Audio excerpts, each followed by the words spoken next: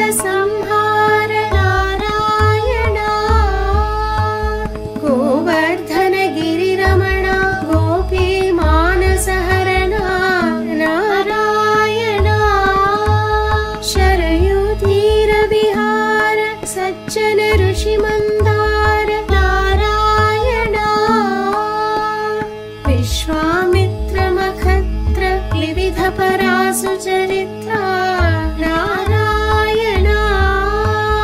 भज वज्रांकुशपाद धरणी सुत सहमोद नारायण जनकसुता प्रतिपाल जय जय संस्तुति नील नारायण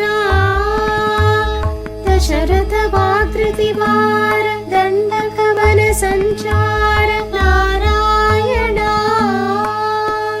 मुष्टिक चाणूर संहार मुनिमानस विहार नारायण वाली निग्रह शौर्य परसुग्रीव हितार्य नारायण श्री मुरलीकर धीवर पालय पालय श्रीधर नारायण जलनिधि बंधन वीर रावण कंठ विदार नारायण ताटी मददल नाट्य नट गुण विविध धनाट्य नारायण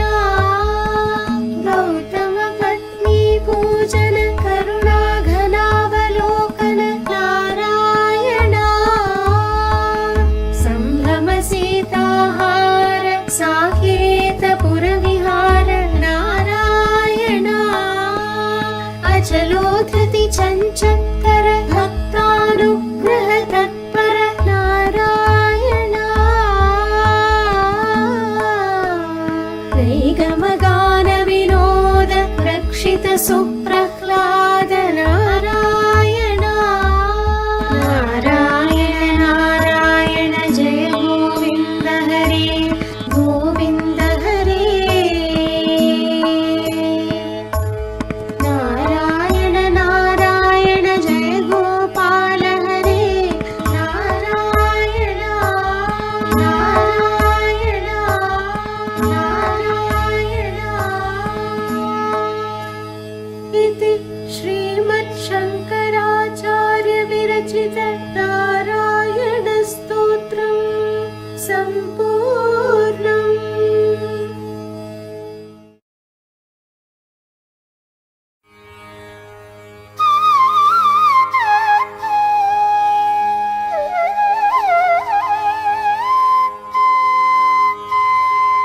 हृदं भोजे कृष्णः सजल जलदश्यामलतनुः सरोजाक्षस्रग्वी मुकुटकटकाद्याभरणवान् शरद्राकानाथ प्रतिमवदन श्रीमुरलिकाम् वहन्ध्येयो गोपी गणपरिवृतः कुङ्कुमचितः पयोम्भोधेर्द्वीपान् मम हृदयमायाहि भगवन् मणिव्रातभ्राजत् कनकवरपीठं भज हरे सुचिह्नौ ते पादौ यदुकुलजनेनेज्मि सुजलैः गृहाणेदं दूर्वाफलजलवदर्घ्यं मुररीपो त्वमाचामोपेन्द्र त्रिदशसरिदम्भोतिशिशिरं भजस्वेमं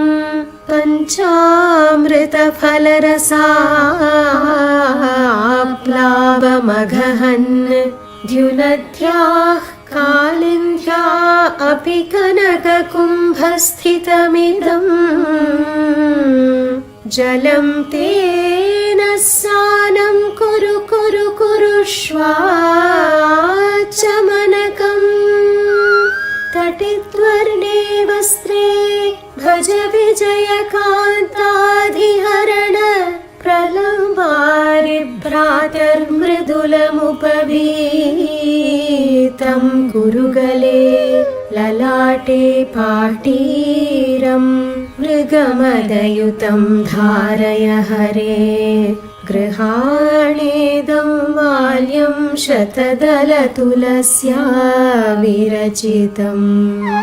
दशाङ्गं धूपं सद्वरदच्चरणाग्रेऽर्पितमिदं मुखं दीपेनेन्दुप्रभ विरजसं देवकलये इमौ वाणीपतिनुत सकर्पूररजसा विशोध्याग्रे दत्तं सलिलमिदवाचामनृहरे सदा तृप्तान्नं षड्रसवदखिलव्यञ्जनयुतं सुवर्णामत्रे गोघृतचषकयुक्ते स्थितमिदं यशोदासूनो तद् परमदयया शानसखिभिः प्रसादं वाञ्छद्भिः सह तदनुनीरं पिब विभो सचूर्णं ताम्बूलं मुखशुचिकरं भक्षय हरे फलं स्वादप्रीत्या परिमलवदास्वादय चिरं सपर्याप्त्यै कनकमणिजातं स्थितमिदं प्रदीपैराराध्यं जलधितनया आश्लिष्टरचये विजातीयैः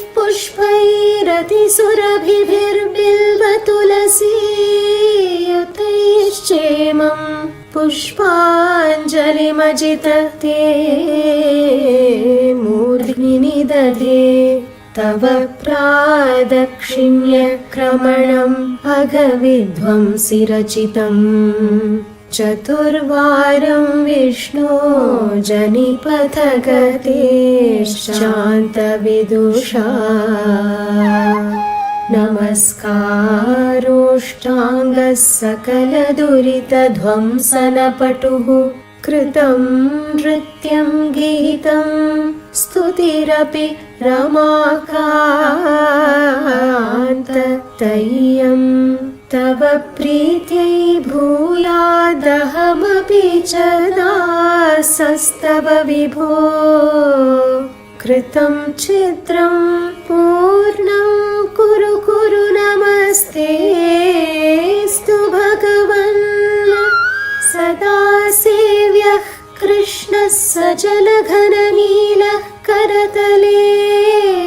दधानो दध्यन्नं तदनु नवनीतं मुरलिकां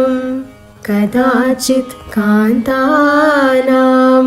कुचकलशपत्रालिरचना समासक्तस्निग्धैः सह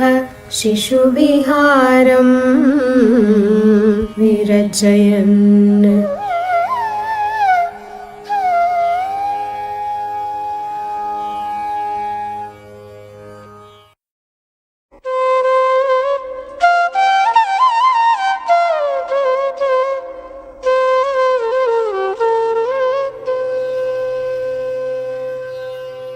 चिदंशं विभुं निर्मलं निर्विकल्पं निरीहं निराकारमोङ्कारगम्यं गुणातीतमव्यक्तमेकं तुरीयं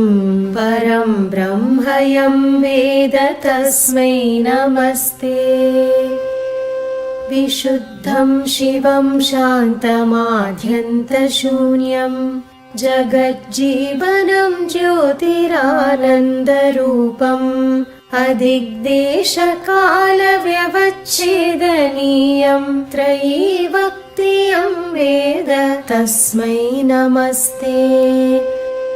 महायोगपीठे परिभ्राजमाने धरण्यादितत्त्वात्मके शक्तियुक्ते गुणाहस्करे वह्निबिम्बार्धमध्ये समासीनमों कर्णिकेष्टाक्षराब्जे समानोदितानेकसूर्येन्दुकोटि प्रभापूरतुल्यद्युतिं दुर्निरीक्षम् न शीतं न चोष्णं सुवर्णावदातं प्रसन्नं सदानन्दसंवित्स्वरूपम् सुनासापुटं सुन्दरभ्रूललाटं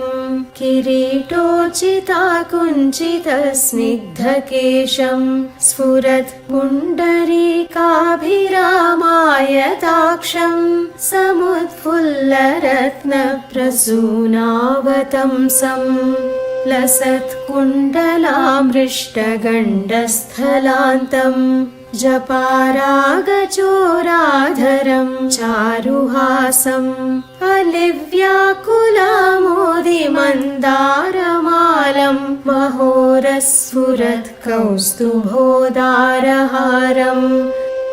सुरत्नागदैरन्वितं बाहुदण्डैश्चतुर्भिश्चलत्कङ्कणालङ्कृताग्रैः उदारोदरालङ्कृतं पीतवस्त्रं पदद्वन्द्वनिर्धूतपद्माभिरामम् स्वभक्तेषु सन्दर्शिताकारमेवं सदा भावयन् सन्निरुद्धेन्द्रियाश्वः दुरापं नरो याति संसारपारं परस्मै परेभ्योऽपि तस्मै नमस्ते। श्रियाशातकुम्भद्युतिस्निग्धकान्त्या धरण्या च दुर्वादलश्यामलाङ्ग्या कलत्रद्वयेनामुना तोषिताय त्रिलोके गृहस्थाय विष्णो नमस्ते। शरीरं कलत्रं सुतं बन्धुवर्गं वयस्यं धनं सत्त्वभृत्यं भुवं च समस्तं परित्यज्य कष्टमेको गमिष्यामि दुःखेन दूरं किलाहम्। जरेयं पिशाचीवः जीवितो मे वसामक्तिरक्तं च मांसं बलं च अहो देव सीदामि दीनानुकम्पिन् किमद्यापि हन्त त्वयोदासितव्यम्। कफव्याहतोष्णोर्बणश्वासवेग व्यथा विस्फुरत् सर्वमर्मास्ति बन्धां विचिन्त्याहमन्त्यामसङ्ख्यामवस्थां बिभेमि प्रभो किं करोमि प्रसीद। लपन्नच्युतानन्द गोविन्द विष्णो मुरारे हरे नाथ नारायणेति यथानुस्मरिष्यामि भक्त्या भवन्तं तथा मे दयाशील देवा प्रसीद। भुजङ्गप्रयातं पठेद्यस्तु भक्त्या समाधाय चित्ते भवन्तं मुरारे समोहं विहायाशु युष्मत्प्रसादात् समाश्रित्य योगं व्रजत्यच्युतं त्वाम्।